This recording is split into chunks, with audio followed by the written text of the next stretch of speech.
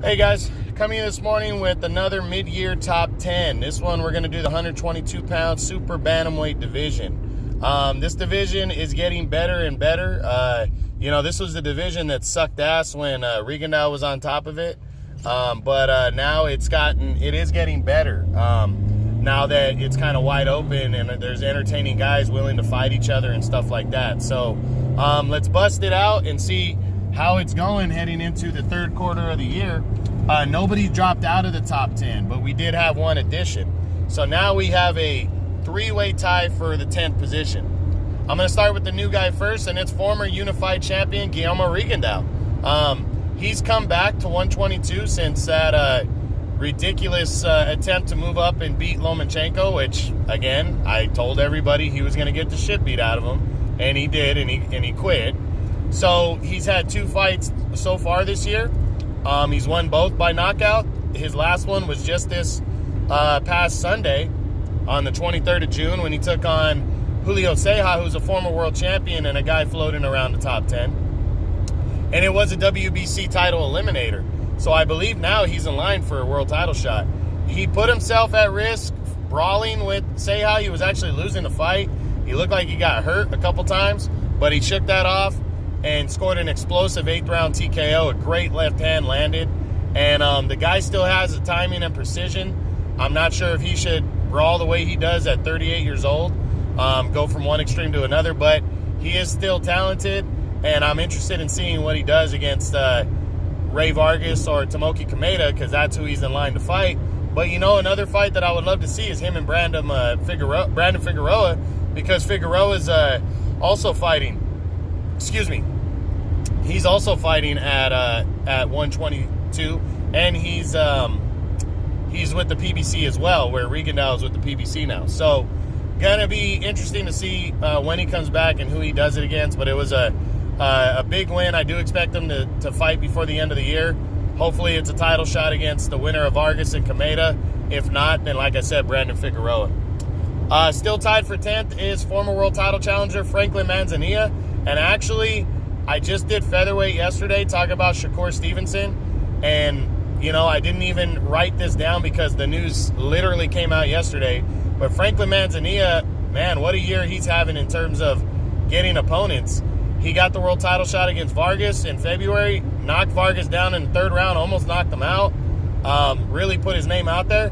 He put it out there, and now Shakur Stevenson wants Franklin Manzanilla. So July 13th, Manzanilla is moving up to featherweight officially and fighting Shakur Stevenson. Personally, I think he's going to get his ass beat and knocked out, but you know what? He's a journeyman fighter.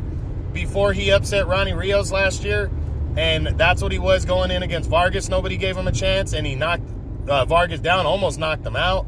Fought his ass off, really put Vargas to the test. He's throwing his balls to the wall and going for it, and I like that from a journeyman guy, because you never know. You do that, you look at it like, hey, I'm the underdog, I'm always the underdog, and we're going to see what happens. Let's get in the ring and see what happens. It's going to be a good test for Stevenson against the guy who really comes to fight, and yeah, should be interesting. That's July 13th on ESPN. Next, still tied for 10th is Kimochi Comida, the WBC interim champion. He's a former champion at 118. He got the good news that his mandatory fight with Undefeated Ray Vargas for the WBC title is on. He is returning July 13th on DAZN in the main event against the Undefeated Vargas. It's going to be a good fight. Really looking forward to it. I think Comida's going to lose this one by a decision, but this on paper, Comida is the best opponent for Vargas heading into a fight. Vargas has made Art Havanassian, Ronnie Rios, he's made Franklin Manzanilla look better than they were projected to look, but Comida coming in is actually a better, a more dangerous opponent than those guys were coming into the fight for what we know about Comida, because he's a former champion and also the current interim champion for Vargas's belt. Should be a good one. I think he's going to lose a decision against Vargas, but I wouldn't be surprised if he pulled off the upset, given the way Vargas has looked in his last few fights. He's looked vulnerable and hittable, and almost got knocked out, so it should be entertaining. July 13th on DAZN. All right, next and still number 9 is former 2-time world title challenger Gavin Mcdonald. He was supposed to come back in the first half of the year. He's supposed to come back at featherweight, move up in weight to 126, and I've heard nothing. He's not ranked in any governing body between super bantamweight, which is 122, and featherweight at 126. I think he's taken some time off. Kind of disappointing, considering his last fight was against Daniel Roman, who's the #1 fighter in this division, and he was dead even with Roman before getting stopped in the 10th round. It was a very close, good fight, and he had a chance of winning the world title, and he just got hit with a big punch and stopped. But nothing to hang your head about. It's been 8 months now, but he's not on the schedule. I do believe he's going to come back for the end of the year. I do still believe it's going to be at featherweight, but we got to wait and see. I haven't heard anything yet. Next, and still number 8, former world title challenger Azat Havanassian, not Art, Azat Havanassian. This guy came back and fought again, stayed busy in June, took on some nobody, got another knockout. He's 2-0 this year, 2 knockouts. Havanassian's the boogeyman in the division. Unless this guy gets a mandatory shot, nobody's going to really give him a chance after the way he looked against Vargas last year. He went against Vargas as a bulldog when he wasn't supposed to be able to even touch Vargas, because Vargas was supposed to be so much better than him, and he made Vargas look vulnerable. He hit Vargas. He pushed Vargas. It was a great fight. He broke Vargas's jaw to where Vargas was out for a while. This guy's high risk, low reward. I think he just needs to stay busy against these guys and try to get himself into some kind of an eliminator before the end of the year to mandate a title shot, because I don't think any of the champions are going to be willing to face him. Next, still number 7, is former champion Rio Tsuki Wasa. No news out of him. He's still the IBF's mandatory #1 contender, something he won in February. I think he's waiting around to see what happens with that title now that Daniel Roman has both the WBA and the IBF title. Iwasa, if he comes back before the end of the year, I don't think he's going to get a title shot unless that title goes vacant, the IBF belt. I don't think Roman wants to vacate the title, but he has to make his WBA mandatory first. I think the IBF's going to allow that, and I think there's one of two options. Either they're just going to tell Iwasa, hey, stay busy ahead of a mandatory fight early next year, or go after the interim title. They'll give him a chance to fight for the interim title. So we'll see what happens. But Iwasa, don't expect a big-time fight before the end of the year, or a title fight unless the belt becomes vacant. Next, at number 6, dropping 1 spot from number 5, is WBA interim champion and undefeated Brandon Figueroa. He returned in April, got another knockout win, TKO win. He captured the WBA interim belt.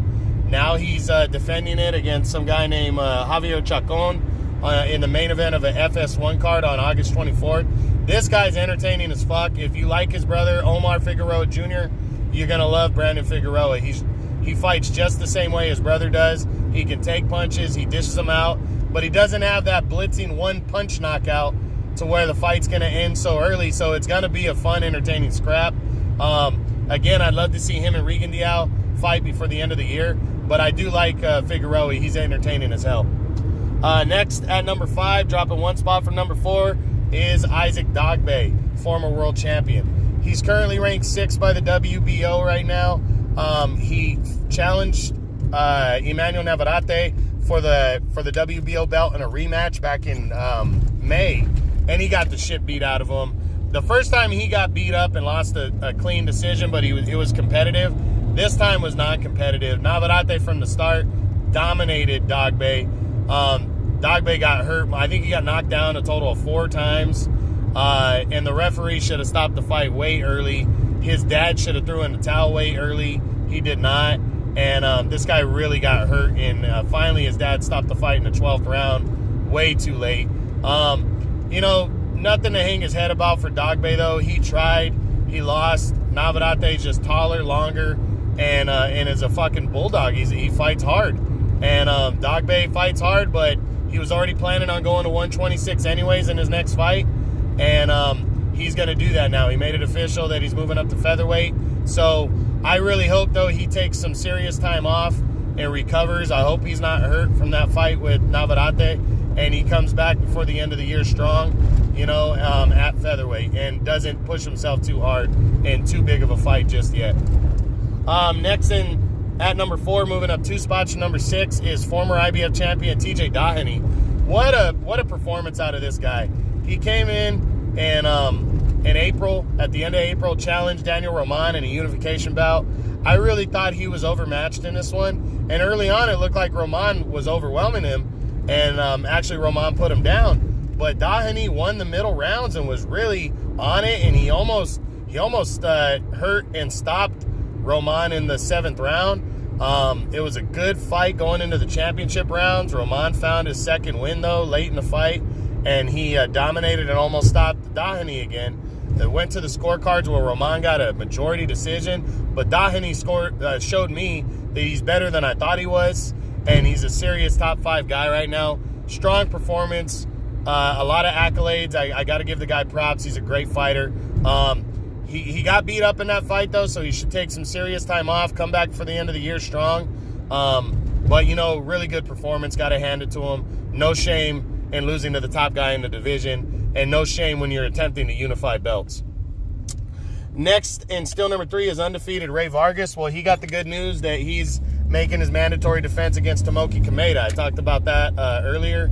You know, good. I'm glad this fight's going to happen. Comida's deserving, and Vargas is finally making a mandatory. I think Vargas is going to win this one by a decision. He's taller, he's longer, he throws more punches, but we're going to see. It should be a good fight. That's July 13th on DAZN. In the main event, it should be good. Vargas versus Comida. Next, and still number 2, is the reigning WBO champion, Emmanuel Navarrete. Navarrete returned in May, beat the shit out of Isaac Dogbe, as I just talked about. Really dominated him. 4 knockdowns, 12th round TKO. Left no doubt he was the better man between the two, and is now in line for, you know, for something bigger, I'm hoping. But Top Rank and ESPN don't have a lot of pull in this division. There's not a lot of big names, so I'm really hoping they'll cross the street and go after Vargas late in the year, the winner of Vargas Comida, or you know, cross the street with the PBC and fight one of their guys. I think, you know, Navarrete should try to make a name here before he moves up in weight. And then finally, still number 1, is Daniel Roman, the WBA and now IBF unified super bantamweight champ. He is number 1 with a bullet right now, no doubt. He got a hard-fought 12-round majority decision win over TJ Dahani back in April in a great fight. If you guys didn't see it, go back and check it out on DAZN. Great fight. He's now the unified champ, and the sky's the limit. He's got to make his mandatory against some Russian fighter. That fight's going to a purse bid soon. I think July 2nd they're going to have the purse bid on that. I'm thinking the earliest we're going to see that is probably September, October area, because this was a tough fight on Roman. But if he gets through that guy's undefeated. If he gets through that, he's probably got to make a mandatory next year against Iwasa, but he's got options. I mean, Roman, you know, he's got options. So we're going to see what he does. He's very entertaining, and this has become a fun division to watch, guys. Not a lot of huge names yet, but fun fights. Like I said, Roman and Dahani is a Fight of the Year candidate, and you got guys like Navarrete and Dogbe. Navarrete is just a tough Mexican fighter. Vargas throws a million punches. He's a great fucking he just throws a shitload of punches. Good Mexican fighter as well. And the other guys, Brandon Figueroa coming up. There's some good fighters in this division. A lot of guys that throw a lot of punches and love to fight. So that's it, guys. I'll hit you with another one tomorrow. True Boxing, been hit with the truth.